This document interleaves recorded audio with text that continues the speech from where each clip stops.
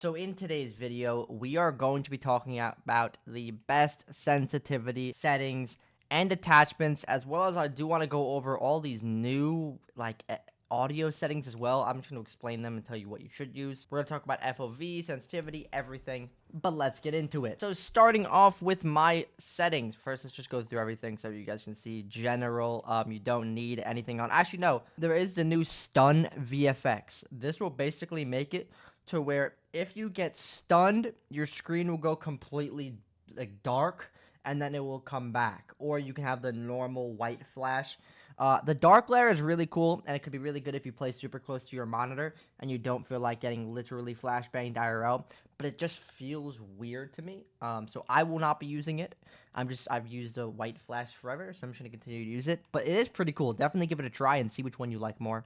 Diffuser pickup on both. Just picking up the diffuser. Visible drone or visible throw trajectory on drone after prep manual.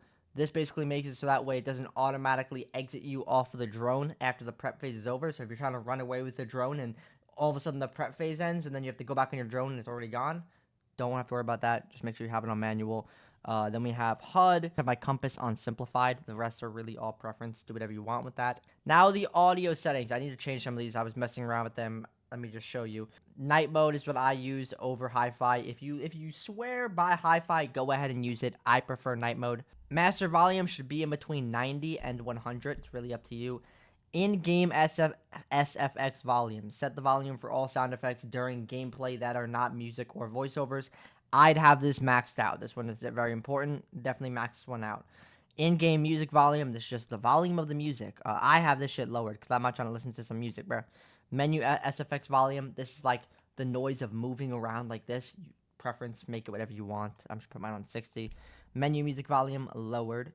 This is different, by the way, from in-game music. The in-game music is like when you're loading in, the audio of you loading in during the prep phase, stuff like that. This does not have to do with the loud radios that are on like border. I tried it to see if it would make a difference. It does not.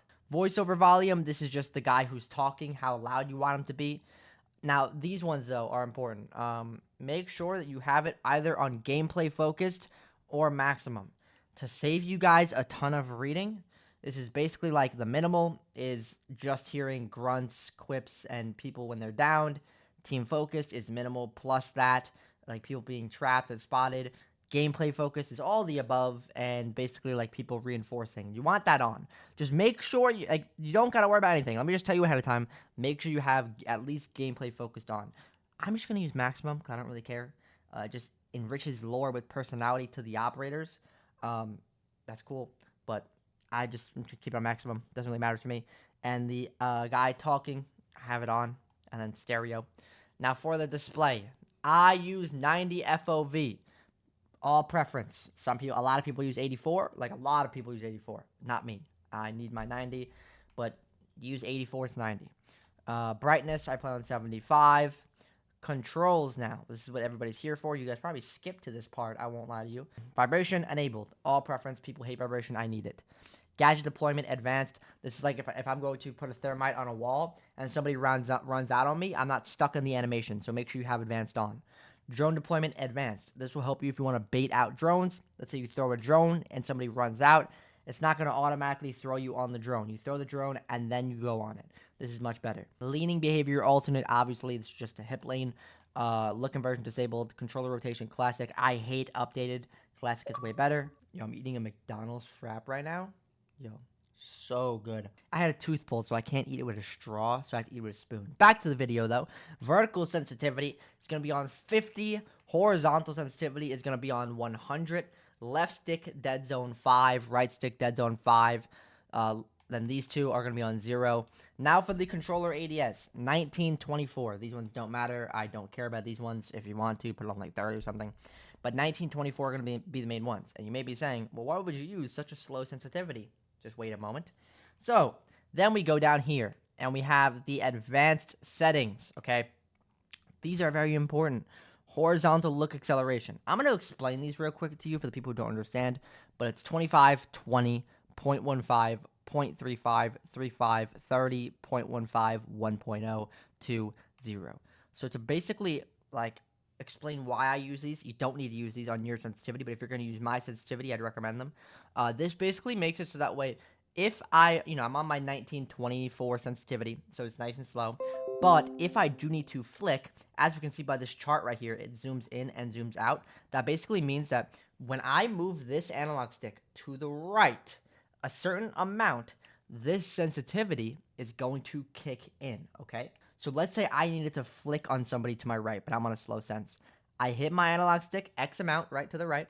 Then what's going to happen is my horizontal is going to increase by 25. However, is going to be a 0.15 second after I've moved my analog stick for the 25 to start increasing. That being said, it's going to take 0.35 seconds for it to go from 0 to an additional 25. So it's not going to be like, oh, I move my analog stick to the right and immediately up 25 sensitivity. No, that would you would be looking around like a maniac. You'd be flying all over the place. This basically means, okay, it's going to take 0.15 seconds for this to start after I move my analog stick, and it's going to take 0.35 seconds for it to get to 25, meaning at 0.1 second, it's only going to be at like 10, then 15, then 25. It's going to gradually go up, so that way my aim's not all over the place. You apply that same logic to the vertical, apply that same logic to the ADS, literally to everything. I do have the ramp-up time, though, for the ADS maxed out, because ADS is very important, so I want to make sure that I'm really gradually going up. Not like a fucking, like, look to my right, and then all of a sudden I'm looking behind me. So that's why it's at 1.0. Yeah, hopefully that makes sense. Probably not, but that's my sensitivity. Now, I'm going to talk about attachments in a minute, as well as I'm going to talk about my paddles in a minute. Just don't worry, we're almost done with this. Then we have, the only thing that matters is really just screen shake intensity. Why is stun VFX also in accessibility? It's also in general, okay. But screen shake intensity, turn that off. All preference, the rest don't matter. Now, let's talk about my controller, okay. So, don't mind my hair, guys. I'm getting my hair cut in literally 3 days. Thank God. Let me just go to my full screen for a moment. This is my controller, okay? I lean top left and right. Crouch bottom left. Vault bottom right. Have the raised analog sticks on my controller. And I have the delayed option on my right stick to the third tick in the settings of the Elite controller. Okay? It's very simple. Now, for attachments, these are very important too. Look at us, guys. We're on a new recruit. Also, by the way, you guys might notice there's like a sensitivity bug if you're playing day one. Just to inform you guys, if you do play, you might notice like your sensitivity feels off. It's just bugged right now. It feels like people are mouse trapped. Mine's not bugged. Some people's are though. But anyway, back to the attachments. I'm going to use an ACOG on any single thing I can. That's just the way it's going to be. It always is going to be that way. And if I'm going to use any of these three ACOGs, I would say 99% of the time I do use the magnified B. However, for some reason, I prefer magnified A on like Thatcher's gun, and I never use magnified C. It's all preference though, all preference. As for the one-time scopes, my favorite ones are the Hollow B and Red Dot C. These are my go-to ones. Occasionally Reflex A, occasionally Hollow A. Now for the barrels. Okay. I am going to use compensator on about 90% of my weapons. Now, what is the reasoning for this? I personally feel that, so compensator basically helps you with your horizontal left and right recoil. Flash hider helps with your up and down. Muzzle helps with your initial shot. And extended barrel gives you more damage. So I personally feel that pulling down on my analog stick is way easier than trying to compensate for left and right recoil. That being said, there's a few weapons like Jaeger, I use flash hider. Finka LMG and her AR, I use flash hider. Twitch F2, I use flash hider. But just about everything else, I use compensator. Because I feel like unless guns have no horizontal recoil, then I'm going to use compensator. I use compensator on everything. Or I'll use extended barrel. It really depends how I'm feeling. Extended barrel is really, really good. I use it on almost everybody that I can. But on the most part, compensator. Now for grips, I am using vertical grip every single time. I don't care about running faster, and I do not care about, especially not reloading faster, but I do not care about reloading faster. Unless I'm using like a damn LMG. But vertical grip all the way for everything. Now, do I use a laser? Yes. I would use a laser on every single thing. The only thing I do not use a laser on is a shotgun. Let me explain real quick. Now, also, real quick, the reason why I use a laser is because it increases your ADS. ADS is huge in this. You want to make sure that you have a faster ADS. So make sure you're using laser. I don't care if it's on the wall. I'm just going to position it differently. but laser all the way.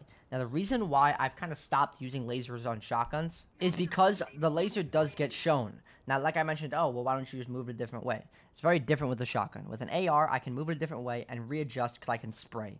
With a shotgun, if I have to then readjust and flick, and for whatever reason, I don't center this guy, like I don't hit my shot center, and I miss, now's the time of pumping my gun back. Now's the time. It's just like time of in between my next shot. So that is why I do not use it. I have time I'm going to hit fire, or I'm already going to be ADS. I never need to like quickly ADS with a shotgun, so I don't really care about that. But everything else, I recommend using laser on. Literally everything. You want to have the best ADS time that you possibly can in this game. Hopefully that does help. Let me know if you guys are excited for this season. But I will see y'all. Much love. Have an amazing day. Mwah.